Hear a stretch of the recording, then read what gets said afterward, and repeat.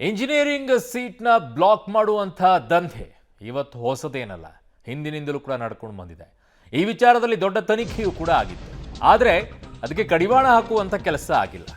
ಅಲ್ಲಲ್ಲಿ ಇಂಥ ಬ್ರೋಕರ್ಸ್ಗಳು ಇರೋದ್ರಿಂದ ಈ ಪರಿಣಾಮವಾಗಿದೆ. ಈಗ ಮಲ್ಲೇಶ್ವರಂ ಪೊಲೀಸರು ಕಿಂಗ್ ಪಿನ್ ಸೇರಿ ಒಟ್ಟು 10 ಮಂದಿಯನ್ನು ಅರೆಸ್ಟ್ ಮಾಡಿದ್ದಾರೆ.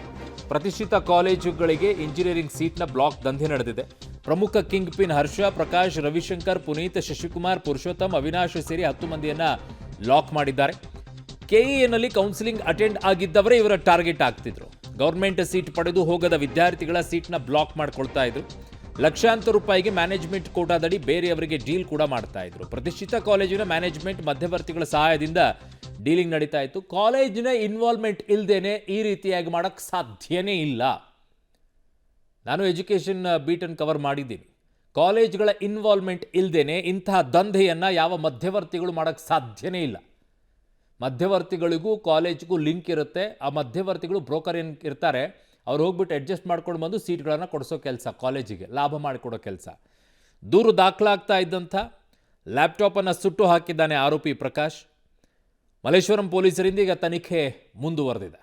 ಯಾರ್ಯಾರು ಇನ್ವಾಲ್ವ್ಮೆಂಟ್ ಇದ್ದಾರೆ, ಯಾವ್ಯಾವ ಕಾಲೇಜುಗಳಿದೆ ಅಲ್ಲಿಂದ ಹುಡುಕಿ ತನಿಖೆ ಮಾಡಿ ನಿಜವಾದಂಥ ವಿದ್ಯಾರ್ಥಿಗಳಿಗೆ ಸಿಗಬೇಕಾಗಿರುವಂಥ ಸೀಟ್ಗಳನ್ನು ದುಡ್ಡಿಗೋಸ್ಕರ ಹರಾಜು ಮಾಡುವಂಥ ಇಂಥವರು ಇರಬೇಕಾ ಅಂತ ಯೋಚನೆ ಮಾಡಬೇಕು ಒಂದೊಂದು ಸಲ. ಇವರಿಂದಾಗಿಯೇ ಎಜುಕೇಷನ್ ಈ ಪರಿಸ್ಥಿತಿಗೆ ಹೋಗಿ ತಲುಪಿರೋದು. ನನ್ನ ಸಹೋದ್ಯೋಗಿ ನರಸಿಂಹಮೂರ್ತಿ ಗವಿನಾಗಮಂಗಲ ನನ್ನ ಸಂಪರ್ಕದಲ್ಲಿದ್ದಾರೆ. ನರಸಿಂಹಮೂರ್ತಿ, ಕಾಲೇಜುಗಳ ಇನ್ವಾಲ್ವ್ಮೆಂಟ್ ಇರಲಾರ್ದೇನೆ, ಅವರ ಭಾಗಿ ಇಲ್ಲದೇನೆ ಈ ಮಧ್ಯವರ್ತಿಗಳು ಏನೂ ನಡೆಸೋಕ್ಕಾಗಲ್ಲ. ಆದರೆ ಕಾಲೇಜುಗಳು ಯಾಕೆ ಈ ವಿಚಾರದಲ್ಲಿ ಆಚೆ ಬರೋದಿಲ್ಲ ಅಂತ? ಅರುಣ್, ನಿಜ ಅರುಣ್. ಯಾಕಂತ ಹೇಳಿದ್ರೆ ಯಾವುದೇ ಕಾಲೇಜ್ಗಳ ಸಪೋರ್ಟ್ ಇರ್ಬೋದು ಅಥವಾ ಮಧ್ಯವರ್ತಿಗಳ ಸಪೋರ್ಟ್ ಇಲ್ಲದೆ ಈ ರೀತಿಯಾಗಿ ಸೀಟ್ ಬ್ಲಾಕಿಂಗ್ ದಂಧೆಯನ್ನ ನಡೆಸೋದಕ್ಕೆ ಸಾಧ್ಯವಿಲ್ಲ.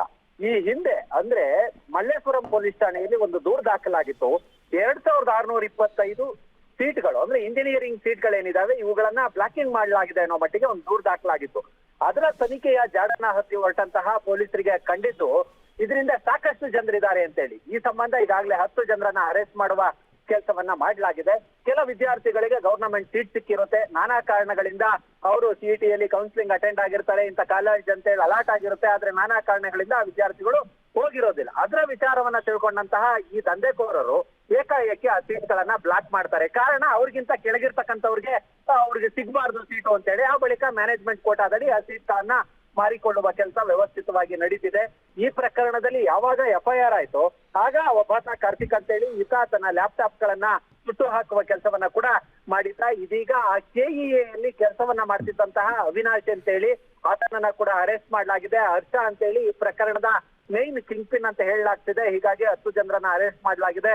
ಸಾಕಷ್ಟು ಜನರು ಇದರಲ್ಲಿದ್ದಾರೆ. ಮತ್ತೆ ಕೆಲ ಖಾಸಗಿ ಕಾಲೇಜುಗಳ ಮ್ಯಾನೇಜ್ಮೆಂಟ್ ನವರು ಕೂಡ ಒಳಗೊಂಡಿದ್ದಾರೆ. ಅದ್ರ ಜೊತೆಗೆ ಮಧ್ಯವರ್ತಿಗಳಿದ್ದಾರೆ ಅನ್ನೋ ಮಾಹಿತಿಗಳು ಕೂಡ ಲಭ್ಯವಾಗ್ತಿದೆ. ಹೀಗಾಗಿ ಈ ದಂಧೆಯನ್ನ ಹೊರಗಡೆ ಎಳೆಯಬೇಕಾಗುತ್ತೆ. ಕಾರಣ ಕೇವಲ ಇಂಜಿನಿಯರಿಂಗ್ ಒಂದೇ ಅಲ್ಲ. ಈಗ ಇಂಜಿನಿಯರಿಂಗ್ ಸೀಟ್ಗಳನ್ನ ಬ್ಲಾಕ್ ಮಾಡಲಾಗಿದೆ ಅಂತ ಹೇಳಿ ದೂರನ್ನ ಕೊಟ್ಟಿದ್ದಾರೆ. ಆದ್ರೆ ಬೇರೆ ಬೇರೆ ವೃತ್ತಿಪರ ಕೋರ್ಸ್ಗಳು ಏನಿರುತ್ತೆ ಆ ಎಲ್ಲದರಲ್ಲೂ ಕೂಡ ಇದೇ ರೀತಿಯಾದಂತಹ ದಂಧೆಗಳು ನಡೀತಿದೆ. ಅದರ ಬಗ್ಗೆ ಇನ್ವೆಸ್ಟಿಗೇಷನ್ ಆಗ್ಬೇಕಿದೆ ಅರುಣ್ ಬಡಿಗೆ. ಓಕೆ ನರಸಿಂಹಮೂರ್ತಿ, ನಿಮ್ಮೆಲ್ಲ ಮಾಹಿತಿಗೆ ಧನ್ಯವಾದಗಳು.